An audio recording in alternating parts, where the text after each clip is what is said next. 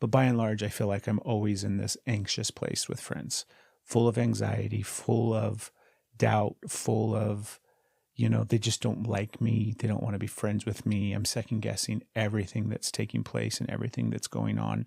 And I've been that way my whole life. I remember being that way as a kid. I remember having all of these interactions and things like that, and then just second guessing all of it, thinking about why they didn't call back, or, all of those things that kids go through when it comes to friends. I feel like I'm still kind of in that space. We have a good group of people now that are in our lives. We have a community of connections and relationships and friends now here in Tennessee, which I'm really grateful for. But I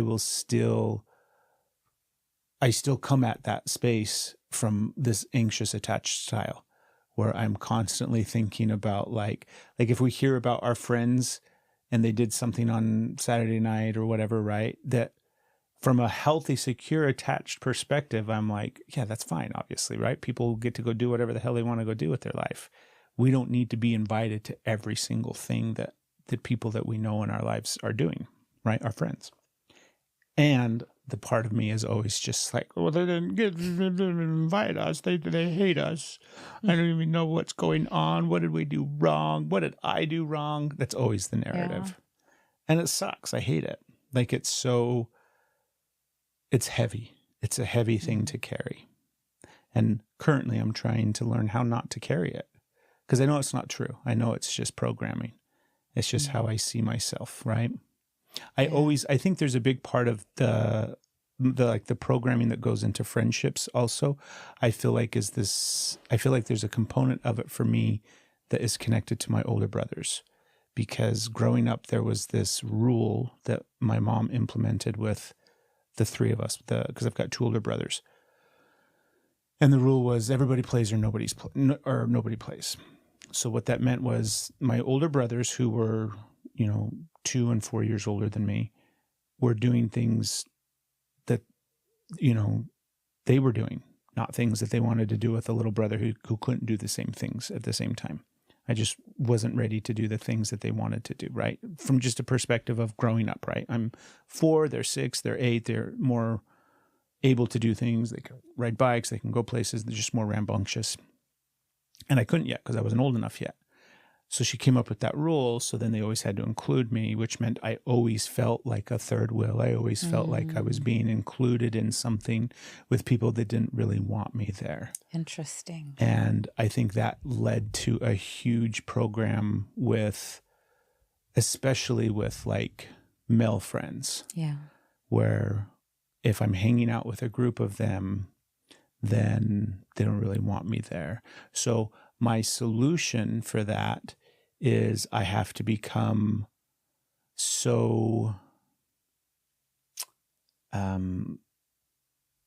worthy of their friendship and their love and their attention.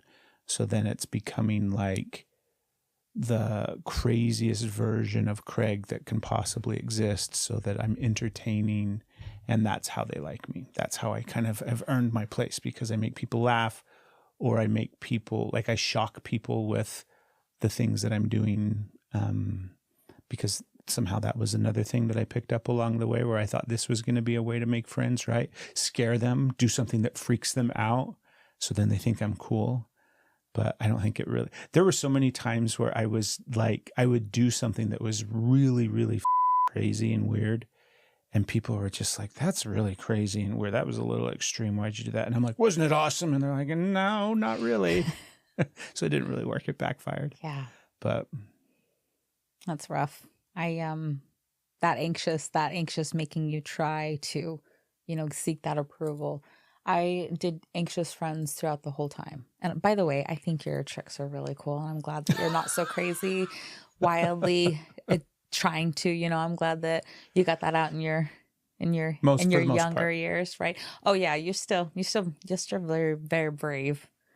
Very brave. I stuttered and slurred my words there, because I can think of times that sometimes I'm like, but yeah, so I did the anxious thing. I was very, very, very anxious. And I was always like Now do you like me? Now do you like me? Now do you like me?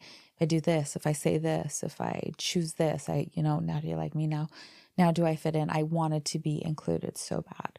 I was very, very anxious. And like that shifted. And it shifted. Like I would also choose like who, I guess I would pick the ones that I thought were safer, even though they weren't, the ones that like healthy friends I thought were too good. And so I didn't view that as a safe relationship because I knew sooner or later, they're going to be like, we're done. Like the unhealthy ones would even, you know what I mean? So I would pick the ones that I thought I had the best chance at maintaining.